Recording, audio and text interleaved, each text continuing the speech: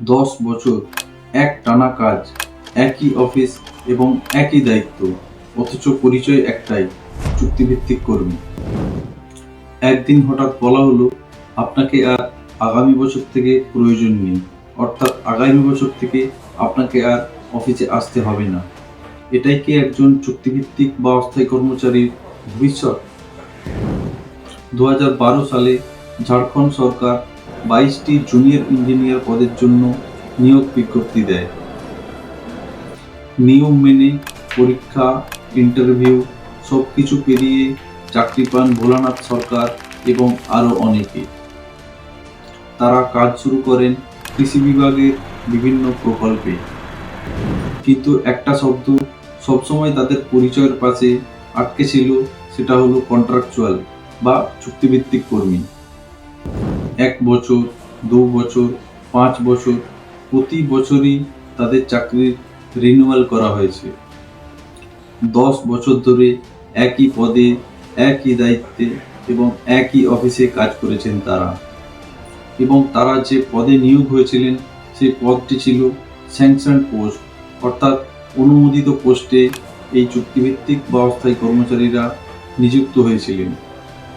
কিন্তু 2022 সালে এই কর্মীদের জানানো হলো তাদের যে চুক্তি, যেটা প্রতি বছর রিনিউয়াল হয়, সেটা 2022 সালের পর থেকে আর রিনিউয়াল করা হবে না। একজন চুক্তিভিত্তিক কর্মচারীর 10 বছর মানে শুধু একটা সময় নয়, সংসার, সন্তানদের পড়াশোনা, বৃদ্ধ বাবা মায়ের চিকিৎসা সব কিছু দাঁড়িয়ে থাকে সেই আয়ের উপর। তাহলে কি একজন চুক্তিভিত্তিক কর্মচারী 10 বছর একই জায়গায় কাজ করার পর সেই কর্মী কি অপ্রয়োজনীয় হয়ে যায়? 10 বছর কাজ করার পর এই চুক্তিভিত্তিক বা অস্থায়ী কর্মচারীদের যখন রিনিউয়াল করা হলো না, তখন তারা আইনের দ্বারস্থ হলেন এবং মামলা পৌঁছালো দেশের সর্বোচ্চ আদালতে, সুপ্রিম কোর্ট অফ ইন্ডিয়া। মামলার নাম Bholanath versus state of Jharkhand এবং মামলার নাম্বার হলো special leave petition civil number 30762 of 2024। আপনারা এই অর্ডারটি দেখতে চাইলে সুপ্রিম কোর্টের সাইটে গিয়ে এই অর্ডারটি ডাউনলোড করে দেখতে পারেন। সুপ্রিম কোর্ট এই মামলায় স্পষ্ট জানিয়ে দিয়েছে যে সরকার কোনো সাধারণ নিয়োগকর্তা নয়, সরকার একটি মডেল এমপ্লয়ার। সংবিধানের 14 নম্বর অনুচ্ছেদ অনুযায়ী সরকার ইচ্ছে মতো স্বেচ্ছাচারী সিদ্ধান্ত নিতে পারে না।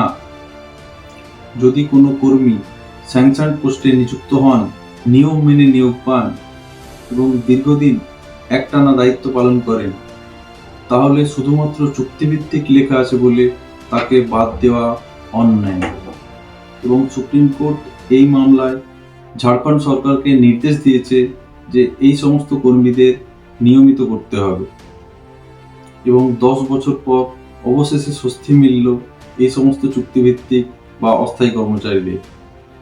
এই রায় শুধুমাত্র ভোলানাথের জন্য নয়, এই রায় হলো একটি বার্তা যারা বছরের পর বছর ধরে কাজ করে যাচ্ছেন এবং অস্থায়ী তকমা নিয়ে বেঁচে আছেন, তাদের জন্য অবশ্যই এই রায় একটি আশার আলো।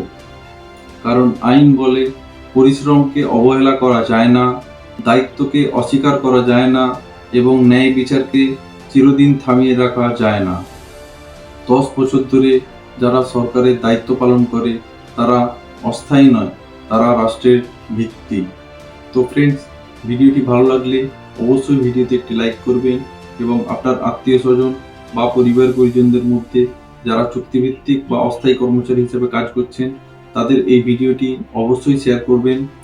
এবং চুক্তিভিত্তিক বা অস্থায়ী কর্মচারীদের সমস্ত সঠিক খবর সবার আগে পাওয়ার জন্য সাবস্ক্রাইব করুন আমাদের চ্যানেল WB কন্ট্রাকচুয়াল, যেটি পশ্চিমবঙ্গের একমাত্র তথ্যভিত্তিক চ্যানেল চুক্তিভিত্তিক বা অস্থায়ী কর্মচারীদের জন্য।